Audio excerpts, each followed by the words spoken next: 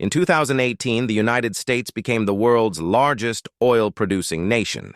Just a year later, it reached an unprecedented 12.3 million barrels per day, surpassing levels that experts had once thought impossible.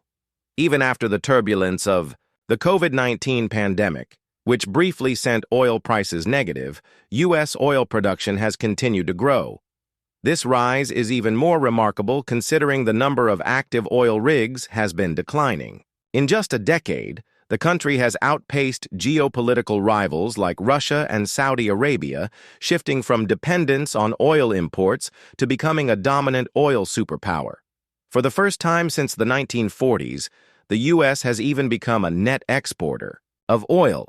This transformation has drastically changed the country's global standing. Once vulnerable to the decisions of foreign oil producers, the U.S. now enjoys greater economic and political leverage. Energy independence has shielded the country from OPEC's market manipulation and strengthened domestic industries, contributing to economic stability. As the world's largest oil consumer, the U.S. also benefits from reduced reliance on imports, ensuring a more secure energy supply for businesses and households. However, a paradox remains.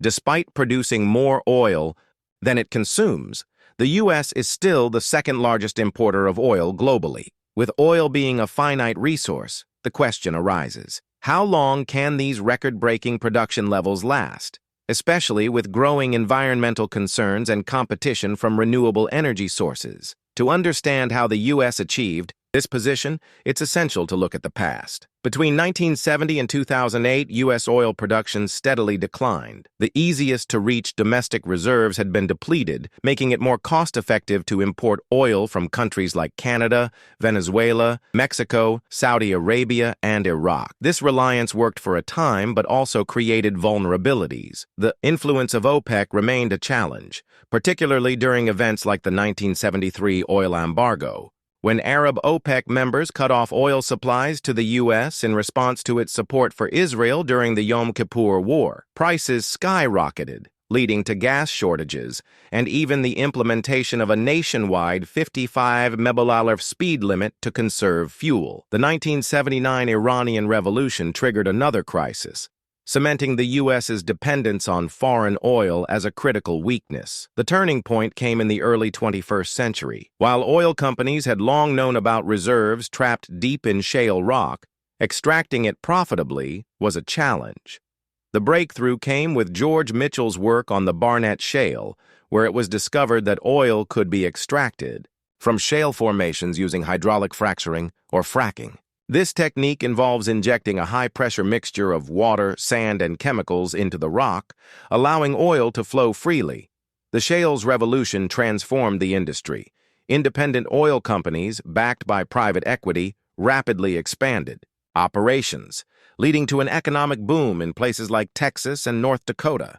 The Permian Basin in Texas became one of the world's most productive oil fields, while North Dakota's Bakken Formation triggered a modern-day gold rush.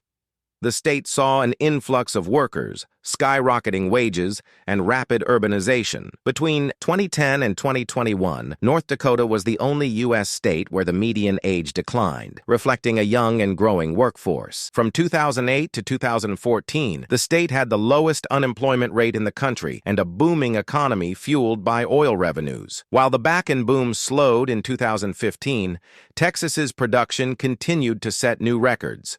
Since 2010, its oil output has increased fivefold, with the state now accounting for 43% of the nation's total crude oil production. Fracking, initially viewed with skepticism, quickly spread across the country, reshaping the U.S. energy landscape. By 2018, it was responsible for two-thirds of all oil produced in the U.S., with total production growing by 28% between 2008 and 2020. Several factors contributed to this success. The U.S. possesses large shale reserves ideal for fracking, a well-developed pipeline infrastructure, and a skilled workforce. Additionally, a favorable regulatory environment allowed private landowners to lease their property to oil companies, attracting significant investment.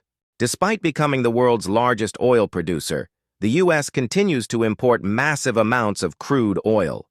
In fact, only China imports more petroleum. Around 41% of the U.S.'s oil consumption still comes from imports, a surprising figure, given its record-breaking domestic production. The key reason lies in the type of oil extracted through fracking. Shale oil is light and sweet, meaning it has a lower density and sulfur content compared to the heavy, sour crude that U.S. refineries were originally designed to process.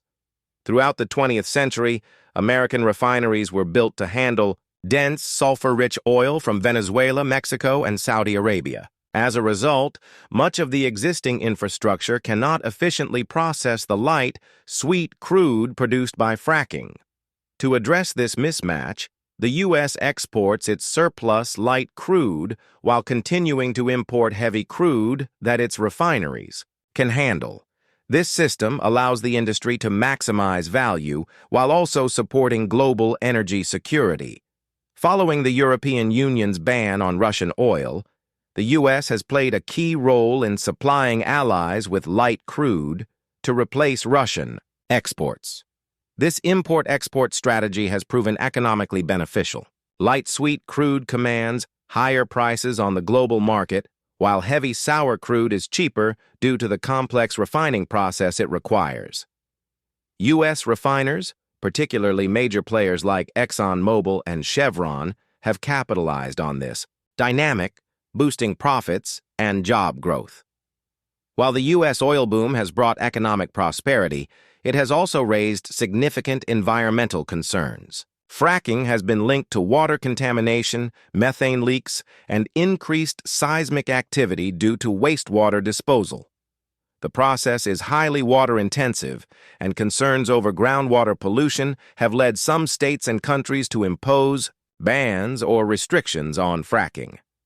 With mounting pressure to address climate change, the U.S. government has committed to achieving net zero carbon emissions by 2050.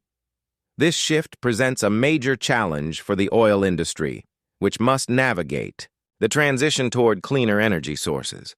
At the same time, nuclear power, once seen as an environmental threat, is now being reconsidered as a potential solution to energy security, with the government aiming to triple nuclear energy production by mid-century. Despite the recent success of the oil industry, some experts believe the boom may be reaching its peak. The rapid pace of fracking means that oil reserves are being depleted faster than ever before. Current estimates suggest that the U.S. has only 11 years' worth of proven oil reserves at current production rates. However, this figure does not account for additional reserves that may become accessible with advancing technology, making the long-term outlook more uncertain. In response, the industry is undergoing a phase of consolidation.